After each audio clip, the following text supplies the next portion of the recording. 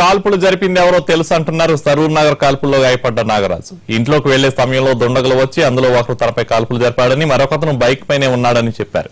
తన శరీరంలో బుల్లెట్లు దిగినా తప్పించుకునే ప్రయత్నంలో పూర్తి స్థాయిలో గుర్తించలేకపోయినట్టున్న నాగరాజుతో మా ప్రతినిధి Sharma face to face. Saroor Nagar Suryapet కాల్పులకు లింకు బలపడుతోందా? సరూర్ నగర్ లో నాగరాజు పైన కాల్పులు జరిపిన ముఠానే సూర్యాపేటలో పోలీసులను హతమార్చిందా? ఈ కోణంలో ప్రస్తుతం పోలీసుల దర్యాప్తు ముమ్మరంగా సాగుతుంది. నాగరాజుతో మాట్లాడదాం. ఆ దుండగులు ఎలా ఉన్నారు అనేటువంటి విషయానికి సంబంధించి. మీరు ఆ రోజు ఇంటికి వెళుతున్నారా, ఇంటి నుంచి బయటకు వస్తుంది? ఇంటికి చికెన్ తీసుకొని ఇంటికి వెళ్తున్నాను. పప్పుచారు కాసింది, కొంచెం వేపుకుంటాను కావాలంటే బాయిలరు చికెన్ తీసుకొని వెళ్తుంటే నా బట్టలు ఛానల్ నుంచి ఉండిపోయినాయని లాండ్రీ అతన్ని అడిగాను, వచ్చి తీసుకెళ్ళి బాబు అని. సరేమని ఆయన బైక్ మీద ఎక్కాను. నేను బైక్ మీద వచ్చి మా ఇంటి ముందు దిగాను. మెట్లెక్కి గేటు తీస్తున్నా, అంతలో కాల్పులు జరిపారు. ఎంతమంది? ఇద్దరు వచ్చారండి, ఇద్దరు వచ్చారు. ఇది జరుగుతాయని కూడా మాకు ముందు తెలుసు, వచ్చి దాక్కున్నాము. మొన్నే ఒక 6 నెలల క్రితం మా అల్లుడిని, మా బామ్మడిని, మా మామయ్యని, మా మిసెస్ వాళ్ళ 2 తమ్ముళ్ళు, తండ్రిని, ముగ్గురిని పెద్దవుటిపల్లిలో మర్డర్ చేశారు. తర్వాత పురాణం కొండమ్మ, ఈ తిరుపతమ్మ, భూతం తిరుపతమ్మ అంటే దుర్గారావు అని అతను చనిపోయాడండి, అతని భార్య.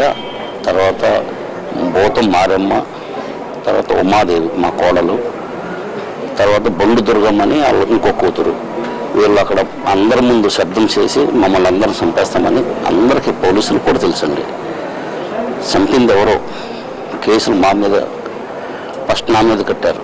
తర్వాత కొన్ని రోజులు పోయిన తర్వాత మా భార్య పిల్లలందరినీ పోలీసులే పంపించేశారు. ఊరి నుంచి వెళ్ళిపోయి అక్కడ నుండి మీకు ఇబ్బంది ఉంది, మిమ్మల్ని చంపేస్తారని వెళ్ళిపోయి బెంగళూరులో ఉంచారు. కొద్ది రోజుల తర్వాత మళ్ళీ నేను వెళ్ళిపోయి వాళ్ళందరినీ తీసుకుని వెళ్ళిపోయి బొంబాయిలో దాక్కున్నానండి. సంవత్సరం నుంచి దాక్కుంటూ ఉన్నాం. మేము చేసింది ఏమీ లేదు. వాళ్ళు మమ్మల్ని అందరిని టార్గెట్ చేశారు. అందరూ తెలుసండి. ఇప్పుడు వచ్చి కాల్చిన వాళ్ళు ఎవరనేది ఎతకక్కర్లేదు. పోలీసులు కరెక్ట్గా వాళ్ళ 5 ఆడవాళ్ళు ఊళ్ళోనే ఉన్నారు. వాళ్ళ దగ్గరికి వెళ్ళి ఆ అమ్మాయి గన్నేరు పప్పు నూరుకొని పెట్టుకుందంట. 6వ తారీఖు వరకు వాళ్ళ భర్త చనిపోయింది. 6వ తారీఖు చంపేసిన వాళ్ళు ఎవరో అది చాలా పెద్దది. సిబిఐకి ఇస్తే సిబిఐ ఎంక్వైరీలో మొత్తం. మీ మీద కాల్పులు జరిపిన ఇద్దరిని మీరు గుర్తుపెడతారా? ఎట్లా ఉంది వాళ్ళ వయసు, ఎట్లా ఉంది, వాళ్ళు ఏ రకమైన బట్టలు వేసుకున్నారు? వయసు సుమారుగా ఒక సాఫ్ట్వేర్ టైప్లో ఉన్నారు. ఒక అతనేమో నేను అతను చూడలేదు, బైక్ మీద ఉన్న అతను చూడలేదు, తిడుతున్నాడు. చచ్చిపోయాడు అని ఇలా తిడుతున్నాడు తెలుగులో. ఆ బైక్ నడిపే అతను, ఈ కాల్చిన అతను ఏం మాటలు టాకింగ్ లేదు, కాల్చేసేటంతే. నేను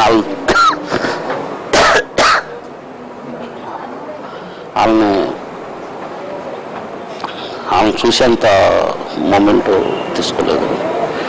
వాళ్ళ వెనక నుంచి కాల్చారు. ఈ యొక్క కాల్చేతనే చూశాను అంతే. ఎంత వయసు ఉండి ఉంటుంది? కొంచెం పొట్టిగా ఉంటాడు, సుమారుగా ఒక 30 వయసులో ఉంటాడు. ఇంతకుముందు ఎప్పుడైనా మీ ఇంటి ముందు అట్లా రెక్కి నిర్వహించడం కానీ అట్లా చేశారు? అసలు ఎప్పుడు నేను చూడలేదండి. కానీ అదే రోజు పొద్దున 10 గంటలప్పుడు వాటర్ వస్తుంది, నేను మోటార్ ఎక్కిస్తున్నాను. ఒక అతను ఇల్లు ప్లాట్లు అమ్ముతామని ఒక బ్యాగ్ వేసుకొని వచ్చి గేట్ బయట నుంచి చూపిస్తున్నాడు. నేను గేట్ వేసి ఉంచుతాను. ఇప్పుడు చూసి లేదు మాకు ఆవిడతో టైం పని లేదు బాబు, వెళ్ళరమని చెప్పాను అంతే.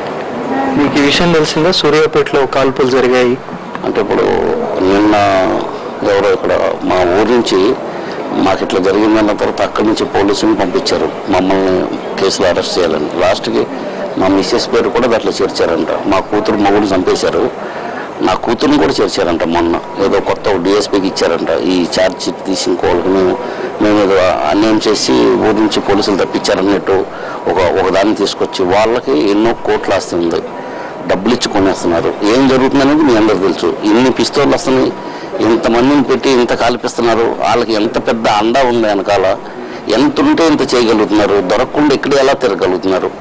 మొన్న చంపిన వాళ్ళే ఇప్పుడు మళ్ళీ నన్ను అటాక్ చేసింది అంటే ఎంత పెద్ద పెళ్ళం జరుగుతుంది అందరికీ తెలుసండి. అక్కడ చాలా పెద్ద వాళ్ళ అండాలు ఉన్నాయి. వాళ్ళందరి పేర్లు నేను వివరంగా చెప్తాను.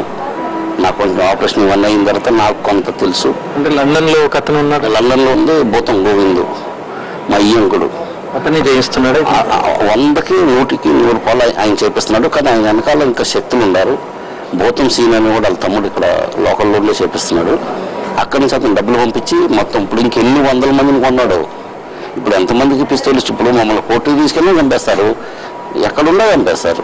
వాళ్ళు దానికని పెట్టేసుకొని ఉండిపోయారు. ఇది అబద్ధం అనేది ఇప్పుడు నాకు జరిగిన తర్వాత కూడా మీరు అందరూ ఆలోచించి ఒకసారి సిబిఐకి ఇస్తే, సిబిఐ కనుక క్లియర్ చేస్తే కేసులో మేము ఉన్నామా లేదనేది సిబిఐకి తెలిసిపోతుంది. అప్పుడు తెలిసినప్పుడు అప్పుడైనా మా మీద అటాకులు జరగకుండా ఆగొచ్చు. మా తమ్ముడి పేరు మీద, ఇప్పుడు చచ్చిపోయిన ముగ్గురు మీద అసలు ఎట్టి ప్రభావం లేదనేది అందరికి తెలుసు. పోలీసులే చెప్తున్నారు లేరు. ఇప్పుడు మీ ఒక్క నిమిషం, మీ పైన కాల్పులు జరిపింది హైరెడ్ గ్యాంగా లేకుంటే వాళ్ళని మీరు గుర్తుపట్టే అవకాశం ఉంటుందా? గుర్తుపట్టే అవకాశం మట్టుకు ఉండదండి. ఎట్టి పరిస్థితుల్లో కాల్పులు జరిపినాను నేను గుర్తుపట్టలేను. మా పోలీసులు సాయంతో వాళ్ళే పట్టుకున్నప్పుడే వాళ్ళ ఎవరైనా గుర్తుపడతారా? నేను అంత క్లియర్గా చూడలేదు. కానీ అతను లాండ్రీ అతను మట్టుకు చూసాడండి. లాండ్రీ అతను వచ్చాడు చూడమంటే అతను చూస్తున్నాను. నేను అంత క్లియర్గా ఇటు గేట్ తీస్తున్నాను, వెనక నుంచి కలిచారు చూడండి. అతను ఆపే ప్రయత్నం చేయలేదు. బైక్ మీద తిడుతున్నాడంటే అది అతను ఆపుతాన్ని ప్రయత్నించిన అరుతున్నాడండి పాపం. అతను అరుతున్నాడు కానీ నాకేమి అసలు అర్థం కాలేదు. అంతే 2 minutes ఇది ఒక 2-3 minutes అయిపోయిందండి. అసలు ఏం జరుగుతుందో కూడా నాకు. ఇప్పుడు మీ బాబును ఎవరు తీసుకెళ్లారు, ఎందుకు తీసుకెళ్లారు? నేను నిన్న చాలా రిక్వెస్ట్ చేశాను, సార్ నాకు ఆరోగ్యం బాగోదు, షుగర్ ఉంది, బీపీ ఉంది, ఇక్కడ మా బాబు ఒక్కడే ఉన్నాడు, ఆపరేషన్ అన్న ఏదన్నా నాకు ఆడ ఉండాలా, ఒకవేళ కేసు అక్కడ ఉందంటున్నారు, మా మిస్సెస్ని కూడా తీసుకెళ్తానన్నారు. నేను సూర్యాపేటలో జరిగిన కాల్పుల కోసం తీసుకెళ్లారా? కాదు, ఏలూరులో సంవత్సరం కింద జరిగిన మర్డర్ కేసు గురించి. ఏలూరులో జరిగిన మర్డర్ కేసులో, సంవత్సరం క్రితం జరిగిన మర్డర్ కేసులో మా పేర్లు చేర్చారు. దాంట్లో మా మిస్సెస్ పేరు కూడా చేర్చారంట. కొత్త ప్రజెంట్ నా కూతురు మొగుడు పోయిన అమ్మాయిని కూడా చేర్చారంట. దాంట్లో ఇప్పుడు ఏదో ఒక డిఎస్పీ గారు చేర్చారంట. దాని గురించి అని ఏలూరు నుంచి వచ్చారు, వచ్చి తీసుకెళ్తానన్నారు. వాళ్ళు తీసుకెళ్ళకుండా ఉండడానికి మేము వాళ్ళకి రిక్వెస్ట్ చేసాం. ఇప్పుడు వీళ్ళు ఇప్పుడు మళ్ళీ ఇక్కడ పోలీసులు వచ్చేసి ట్రెట్ ఉంది, మీ కొడుకుని చంపేస్తారు, మాకు కొంచెం ఎంక్వైరీ ఇంటెలిజెన్స్ ఎంక్వైరీ ఉంది, అందు గురించి మేము తీసుకెళ్ళి స్టేషన్లో మా దగ్గర భద్రపరుస్తామన్నారు. సార్ ధన్యవాడి, ఇక్కడ ఉన్నారు, గన్మెన్లు పెట్టారు, అందరిని పెట్టారు, ఇంకా నాకు భయం ఏంటి, నా కొడుకు లేకపోతే నేను చచ్చిపోతానండి. ఇక్కడ అన్నీ ఉన్నాయి, చూడాలా, డబ్బులు వాళ్ళ హాస్పిటల్లో ₹10 ఇస్తేనే కదా జరిగేది. నా ఆపరేషన్ వరకు నన్ను బతికిచ్చే వరకు ఉంచండి, తర్వాత మీకేముందో చేయండి అని నేను మటుకి ప్లీజ్ ఒక రిక్వెస్ట్ అంటున్నాను. సీఎం గారికి, చంద్రబాబు నాయుడు గారు కూడా చెప్తున్నాను, సిబిఐ ఎంక్వైరీసి మా ఊరిని కాపాడమని నేను అంటున్నాను. కక్షలే ఈ కాల్పులకు కారణమని తెలుస్తోంది.